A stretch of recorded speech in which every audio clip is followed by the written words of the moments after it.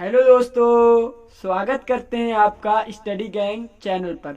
तो दोस्तों, आज की इस वीडियो में हम class 10th Hindi chapter 1 Surdas के पद को फर्दर प्रोसीड करेंगे। दोस्तों, जैसा कि आपको मालूम है कि हमने पिछली 6 वीडियोस में इसके 6 पद्यांशों को कवर किया है। आज की इस वीडियो में हम इसके 7वें पद्यांश को कवर करेंगे। दोस्तों, अगर अभी तक आपने पिछली वीडियोस नहीं देखी है तो जाकर ऊपर आई बटन में लिंक मिल जाएगी, वहां से जाकर आप पिछली 6 वीडियोस को देख ले। जब तक आप पिछली वीडियोस को नहीं देखेंगे तब तक ये वीडियो भी आपको समझ में नहीं आएगी। तो दोस्तों, चलते हैं बिना टाइम वेस्ट किए हुए अपने टॉपिक की तरफ।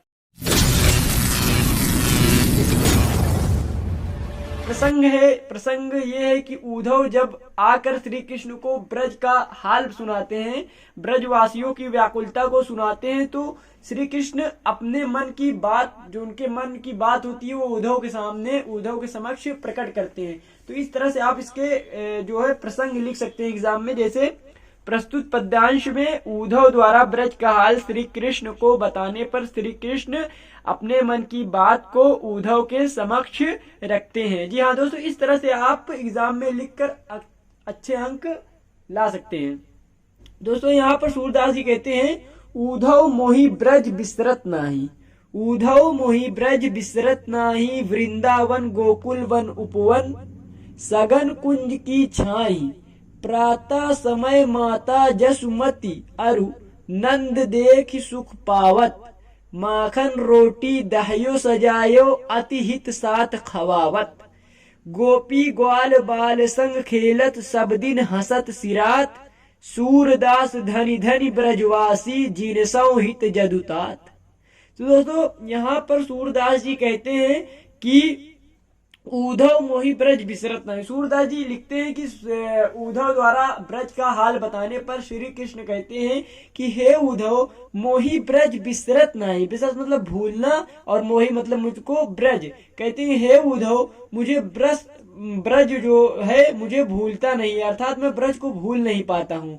वृंदावन गोकुल वन उपवन, वृंदावन और गोकुल के वन और उपवन जो है वो उनको भी मैं भूल नहीं पाता हूँ। सगर कुंज की छाई, और वहां के घने कुंज की छाओं को भी मैं भूल नहीं पाता हूँ। प्रातः समय माता जसुमती अरु, कहते हैं कि प्रातः समय माता जसोदा और नंद देख सुख पावत, जो सुख माता जसोदा और नंद बाबा को देखकर प्राप्त होता था, उस सुख को मुझे याद आती है, उस सुख को मैं स्मरण करता हूँ। और कहते हैं माखन रोटी दहियो सजायो, अति हित साथ खवावत।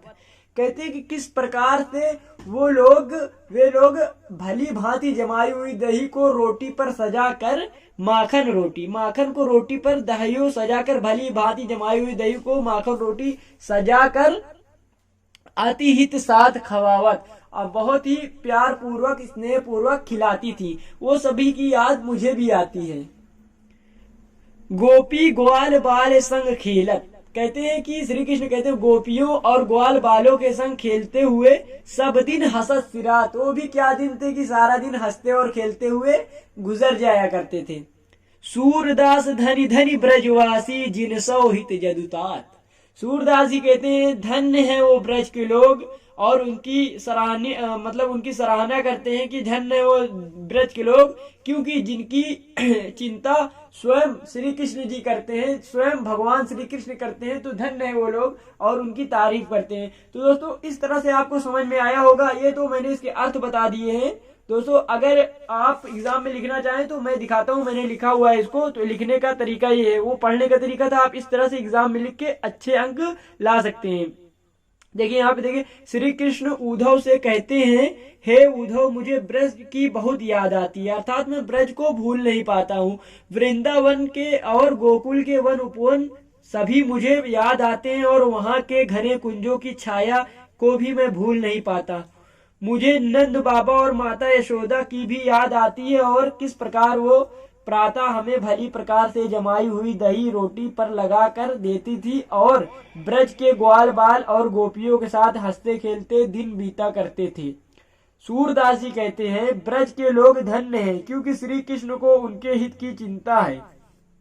तो दोस्तों, ये था, ये जो व्याख्या इसकी 2 नंबर की आती है, और प्रसंग आते हैं, संदर्भ आते हैं, इस तरह के भी कुछ क्वेश्चन आते हैं। और दोस्तों और क्वेश्चन जो इसमें के आते हैं, जैसे इसकी दे दिया जाएगा और पूछा जाएगा प्रस्तुत पद्यांश की या उपरोक्त पद्यांश की भाषा कौन सी है। तो दोस्तों आप बता सकते हैं कि इसकी भाषा जो है सहज ब्रज भाषा है। और शैली भी पूछ सकता है, तो शैली मुक्तक एवं गीतात्मक शैली का इसमें सूरदास ने प्रयोग किया है। और छंद जो है गीतात्मक छंद है। और रस की बात की जाए तो यहाँ पर श्रृंगार रस है, और शब्द शक्ति जो है लक्षणा है। और यहाँ पर देखा जाए जो अलंकार है, तो अलंकार अनुप्रास अलंकार मिल जाता है, और उपमा अलंकार यहाँ पर देखने को मिलता है।